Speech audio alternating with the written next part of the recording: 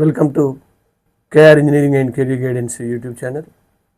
KR engineering and career guidance YouTube channel వీక్షిస్తున్న viewers అందరికీ నమస్కారం. మా ఛానల్ని ఇప్పటి వరకు ఎవరైనా ఇంజనీరింగ్ ఆస్పిరెంట్స్ కానీ పేరెంట్స్ కానీ సబ్స్క్రైబ్ చేసుకున్నట్లయితే ఈ ఛానల్ని వెంటనే సబ్స్క్రైబ్ చేసుకోండి. మరి ఛానల్ సబ్స్క్రైబ్ చేసుకోవడమే కాకుండా ఇంటర్ ఎంపీసీ చదువుతున్న ఫస్ట్ ఇయర్ కావచ్చు, సెకండ్ ఇయర్ కావచ్చు, వారి యొక్క పేరెంట్స్ మీకు ఇంజనీరింగ్ సంబంధించిన అప్డేట్స్ కావాలనుకున్నవారు డిస్క్రిప్షన్లో నా ఫోన్ నెంబర్ ఉంటుంది. దానికి మీరు మెసేజ్ చేసినట్లయితే మీకు జనరల్ గ్రూప్స్ ఉంటాయి మరియు పర్సనల్ మెంటర్షిప్ గ్రూప్స్ ఉంటాయి. ఆ గ్రూప్స్ యొక్క లింక్ మీకు షేర్ చేయడం జరుగుతుంది. కాబట్టి అవకాశం యూటిలైజ్ చేసుకోండి. జస్ట్ మీ ఫోన్ నెంబర్ నాకు వాట్సాప్ చేస్తే చాలు. మరి దాదాపు 10 వాట్సాప్ గ్రూప్స్ ఉన్నాయి. మిగతాయి పర్సనల్ మెంటర్షిప్ గ్రూప్స్ కూడా ఉన్నాయి. ఆసక్తి గల అభ్యర్థులు 2026కి సంబంధించి ఇంజనీరింగ్ ఎంట్రన్స్లు రాయబోతున్న వారు కావచ్చు, ఇంటర్ ఫస్ట్ ఇయర్ చదువుతున్న వారు కావచ్చు, మరి పేరెంట్స్ కావచ్చు, ఈ యొక్క గ్రూప్స్లో వాట్సాప్ గ్రూప్స్లో జాయిన్ అవ్వచ్చు. యూట్యూబ్ ఛానల్ రెగ్యులర్గా ఫాలో అవ్వడం వల్ల మీకు ఎవ్రీ అప్డేట్ మీకు వెంటనే తెలియచేయడం జరుగుతుంది. మరి ఈరోజు మనం ఇచ్చే అప్డేట్ ఏంటంటే, ఆల్మోస్ట్ ఈరోజు 29th మనకు ఇంజనీరింగ్ సంబంధించి తెలంగాణలో ఎంసెట్ స్పాట్ రౌండ్ కూడా దాదాపు ఈ రోజుతో ముగిసినట్లే. ఆల్మోస్ట్ అన్ని ఇంజనీరింగ్ అడ్మిషన్స్ కూడా మనకు ఈ 31st ఆల్మోస్ట్ క్లోజ్ అవుతాయి. ఇప్పటికే మెజారిటీ ఇన్స్టిట్యూషన్లో పిల్లలు జాయిన్ అయ్యారు. వారు తరగతులు కూడా ప్రారంభించడం జరిగింది. వారి తరగతుల్లో బిజీగా ఉన్నారు. మరి కొత్తగా ఇంజనీరింగ్ చేరబోయే విద్యార్థులు ఒక 5 ప్రిన్సిపల్స్ అంటే 5 నియమాలు అనుకోవచ్చు. ఈ 5 ఖచ్చితంగా మీరు పాటించాలని ఈరోజు ఈ వీడియో చేయడం జరుగుతుంది. ఎందుకంటే మనం ఇంజనీరింగ్ సీటు రాగానే, టాప్ ఇంజనీరింగ్ విద్యాసంస్థలో రాగానే సంతోషపడడం కాదు, మరి దాన్ని యూటిలైజ్ చేసుకోవాలి. ఏ మేరకు యూటిలైజ్ చేసుకోవాలనేది మీపై డిపెండ్ అవుతుంది. ఇప్పటి వరకు ఎంతో కష్టపడి సంపాదించిన సీట్ని మీరు కష్టపడి ఈ 4 years ఒక మంచి ప్లేస్మెంట్ సంపాదించడం కానీ, ఏదైనా భవిష్యత్తులో ఉన్నత ఉద్యోగంలోకి వెళ్ళడానికి కానీ ఈ 4 years మీకు ఉపయోగపడాలి. అటువంటి అప్పుడే మీకు సాధించిన సీటుకు సార్థకత ఉంటుంది. మరి చాలా వరకు మీ పేరెంట్స్ కానీ ఎంతో మీపై నమ్మకం పెట్టుకుని ఉంటారు. ఆల్రెడీ ఒక మంచి ఇన్స్టిట్యూషన్లో జాయిన్ అవుతున్నారు కాబట్టి రాబోయే 4 yearsలో మా పిల్లలు ప్రయోజకులు అవుతారనే నమ్మకం వారికి ఉంటుంది. దాన్ని ఎట్టి పరిస్థితుల్లో వమ్ము చేయకూడదని స్టూడెంట్స్కి మరొకసారి తెలియజేయడం జరుగుతుంది. మరి ఏంటి సార్ ఇంజనీరింగ్లో జాయిన్ అయిన తర్వాత అంటే, ఇంజనీరింగ్లో చేరిన విద్యార్థులు తప్పనిసరిగా 75% హాజరు ఉండేలా చూసుకోండి. మినిమం అది. ఎందుకంటే బయోమెట్రిక్ అటెండెన్స్ ఉంటుంది కాబట్టి 75% అటెండెన్స్ కనుక మీకు లేకపోతే మీరు ఎగ్జామ్స్కి సెమిస్టర్స్కి అలో చేయబడరు. కాబట్టి తప్పనిసరిగా 75% అటెండెన్స్ ఉండేలా తప్పనిసరిగా చూసుకోవాల్సిన బాధ్యత విద్యార్థులపై ఉంది. ప్రధానంగా వస్తే నెక్స్ట్ మరొక ఇంపార్టెంట్ పాయింట్ ఏంటంటే, ఇంజనీరింగ్లో ఎట్టి పరిస్థితుల్లో మొత్తం 4 yearsలో 8 సెమిస్టర్స్లో ఏ ఒక్క సబ్జెక్టును బ్యాక్లాగ్ లేకుండా చూసుకోండి.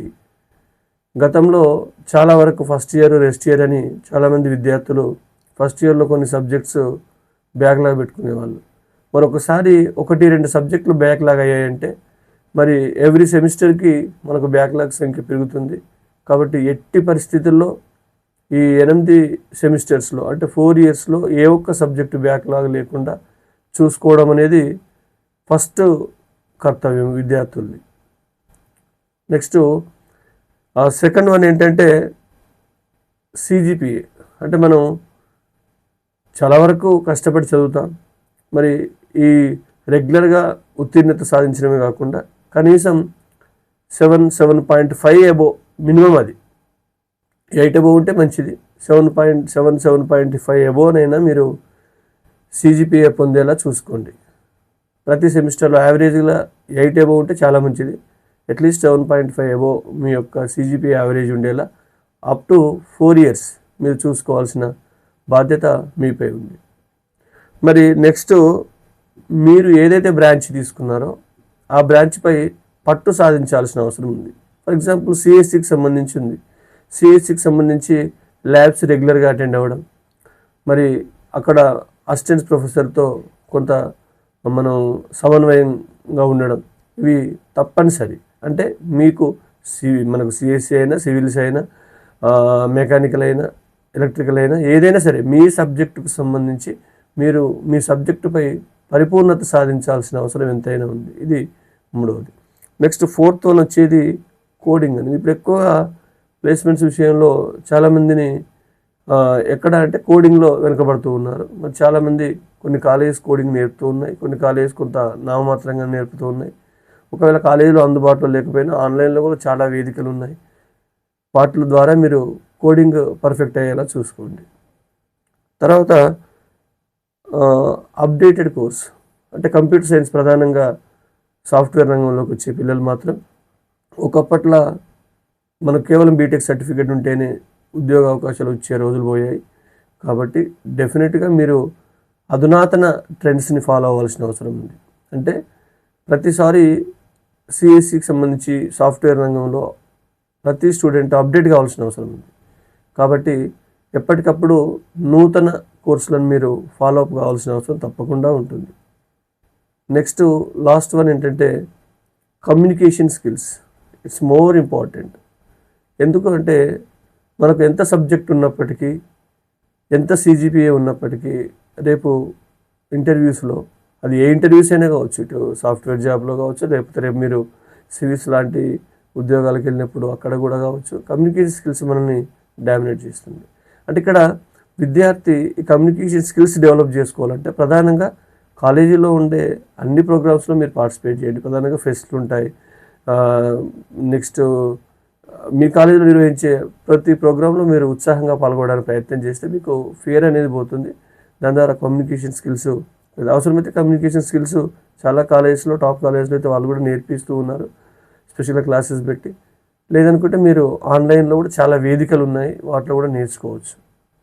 కాబట్టి కమ్యూనికేషన్ స్కిల్స్ అంటే మన అభిప్రాయాన్ని ట్రాన్స్ఫర్ చేయడం అనేది చాలా ఇంపార్టెంట్.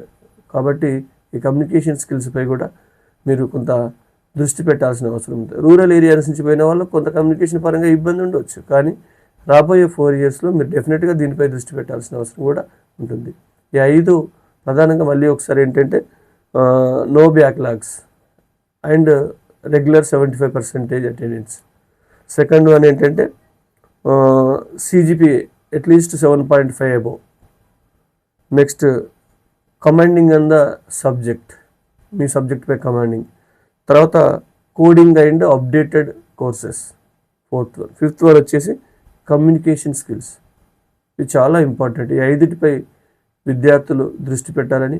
ఎందుకంటే ఇంజనీరింగ్లో చేరగానే ఎగ్జామ్ ఫ్రీడమ్ వచ్చేసిందని దాన్ని వేరే రకంగా ఉపయోగించుకోవద్దు. మీ పీర్ గ్రూప్ను కూడా వారిపై కూడా మీ యొక్క పీర్ గ్రూప్ పై బట్టి కూడా మీ యొక్క ప్రవర్తన చేంజ్ అవ్వచ్చు. కాబట్టి ఒక్కసారి మీ భవిష్యత్తు గురించి ఆలోచించి మాత్రమే మీ యొక్క పీర్ గ్రూప్తో సమన్వయం సాధించండి. అంటే వారితో మీకు ఎవరైతే అనుకూలంగా ఉంటారో వారిని మాత్రమే ఎంచుకోండి. ఇంజనీరింగ్లో ఈ 4 ఇయర్స్లో మిమ్మల్ని మీరు ప్రూవ్ చేసుకోవాల్సిన అవసరం ఎంతైనా ఉందని తెలియజేస్తూ అందరి విద్యార్థులకు all the best KR guidance తరఫున తెలియజేస్తూ ముగిస్తున్నాను.